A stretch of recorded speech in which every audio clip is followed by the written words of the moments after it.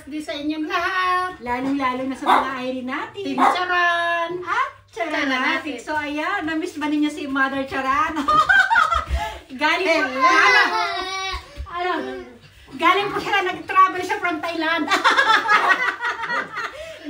Busy na po taga kami lately. Kahit ako wala rin ako masyadong duduma, di ba? Pasensya na.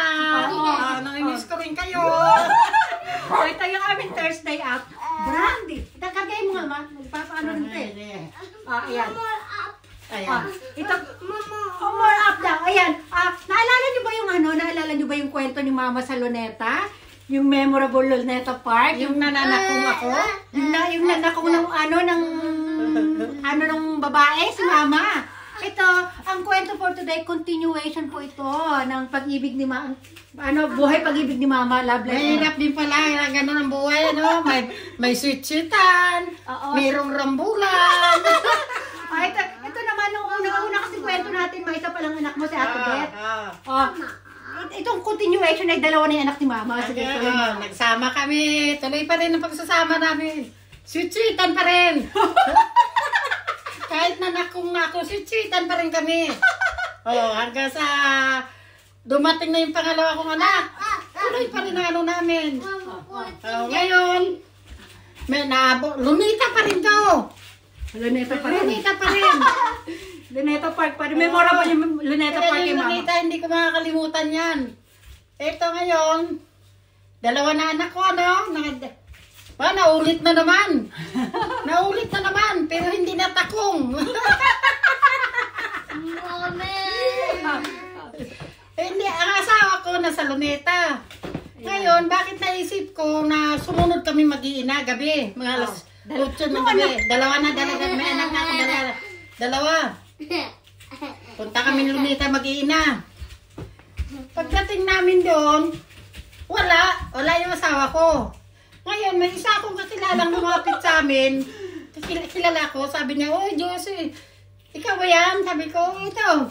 Josie, nickname din ni Mama yun kasi Josephine si Mama eh. Ang dalawa nickname ni Mama, isang Josie, isang Supeng. Okay. Ngayon, tinanong ko ngayon kung nakita niya asawa ko. Photographer din yun, asawa ng photographer. Sabi niya, "Kanina nakita ko dito." Naku, iba na naman ang isip ko. Sabi ko, ano na naman to? Oo, nag-iiba na naman ang timpla ng katano ko. Sabi niya, "Kanina nandito yun." Pero sige, alam mo ba, sabi niya, "May kukwento ako sa'yo. Pero huwag mong sabihin na ako kukwento," sabi ng babae. Ayan. Yung babae na yun, asawa nung... Photographer din, kasamahan ng asawa ko. Kaibigan ng papa ko yung asawa niya na photographer. Ngayon, kaibigan ko na rin. Ngayon sabi sa akin, nagkukwento, sabi niya, "Huwag mong sabihin na ako nagkwento sa'yo, ha? Huwag mong sabihin," sabi niya, "huwag mong sabihin na ako nagkwento." Sabi ko, "Bakit? Ano yun?" Sabi ko gano'n. Sabi niya, sabi ko, "Bakit?" Alam mo, sabi niya, may babae yung asawa mo. Naku, sabi ko, sanay na ako dyan. Inom ka muna tubig, ma. Inom mo na ako para magandang kwento. Ayan. Sabi ko, sanay na ako dyan. Yung ganyan, may babae siya. Pero sa akin, dibdib ko parang sa sabog. Hindi ko alam kung ano gagawin ko. Pero hindi ako papahalata. Tapos mamaya, paalam na sa akin, "Sige ha, huwag mong sabihin na kwento ako ha." Sabi ko, "Okay lang yan, okay lang yan." Oo, dito na, upo na ako. Itong dalawa kong anak, maliliit pa, naglalaro sa Luneta. Kasi Luneta nga, maliwanag, park yun eh. Big park. Pinabayaan ko sila naglalaro. Aba, natanaw ko. Mayroong maraming tao. Gabi yun. Maraming tayo na masyal. May papalapit sa akin, dalawang magkaakbay. Akbay na naman! Ngayon, naku, sabi ko, ang asawa ko to Ang masama nito, yung jacket ko, na pinagamit ko sa asawa ko, Suot ng babae. Sabi ko, hindi ko alam kung himatayin ba ako noong araw na yun.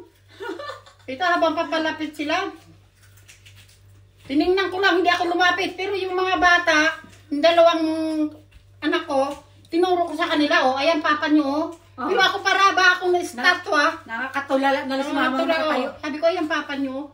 Lumapit ngayon dalawang bata, yakap sa papa nila. Ngayon biglang humiwala yung babae. Paghiwalay ng babae, tinignan, hindi pa rin ako nakakilos. Nakatayo lang siya. Tinignan ko kung saan nakapunta, saan ang punta ng babae, saan pupunta, saan po ano yun. Yun ang sinusundan ko ng tingin. Lumapit na yung asawa ko, kasama yung dalawa ko anak. Sabi niya sa akin, oh, andito pala kayo. Hindi lang ako kumikibo. Sabay, alis na ako. Saan ko pumunta? Sinundan ko yung babae kung saan pumunta yung babae. Nakatayo siya ganyan, di ba? Yung pala, pinagmamasdan niya yung babae kung saan pupunta. Hindi niya pinasin yung papa ko. Binabayaan lang niya. Biglang umiskirda eh. Sabi, ayun, yung sinundan mo ng tingin yung babae. tinungnan ko yung babae kung saan pupunta. Ayun, nakita ko doon sa malayo doon, sa puno ng kahoy, nakaupo. Suot pa yung jacket ko. Ang ginawa ko, sinundan ko, hindi ko pinansin ang asawa ko. Hindi ko pinansin ang mag-ama. Sinundan ko ngayon. Pinakbo ni Mama yung Oo, babae. kailangan talaga mabutan ko, hindi pwedeng makalusot to. Pagdating doon, masundan ko doon sa may nakaupo. Lumapit ako, sabay hablot ko doon sa jacket. Sabi ko, hubarin mo yan. Sabi ko, hinila ko. Bakit? Sabi, ano yun? Wala, basta hinila ko. Sabay lapit ng asawa ko. Ang sabi sa akin, pasensya ka na ni. Naku, hindi ko alam kung anong gagawin ko talaga sa ito. Ano yung paningin ko doon. Ayun, hinila ni Mama yung jacket. Hinila ko yung jacket. Jacket ko, pasuot mo. Naku. Sinabunutan mo naman? Hindi naman. Basta Hindi naman pumalag yung babae. Tapos kinuha lang ni Mama yung jacket, tapos Hindi ngayon... mo ba ako alam, asawa ako, yung kasama mo? Ang ano sa akin, hindi ko naman ang sabi sa akin, hiwalay na raw sila. Sabi ko, ano ba yung hiwalay na raw kayo? Sabi sa akin. Pinatawad mo din yung babae?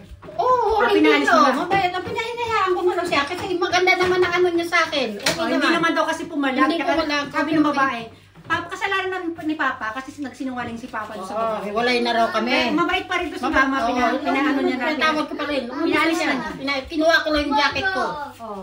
Tapos ayun na. Ayun na, may kasunod pa yan. May kasunod pa. O yan, hanggang ganun na to. Hindi mo kahit galit na si Mama, napag-ano pa rin, inintindi pa rin ni Mama yung ano nung side ng babae. O, diba?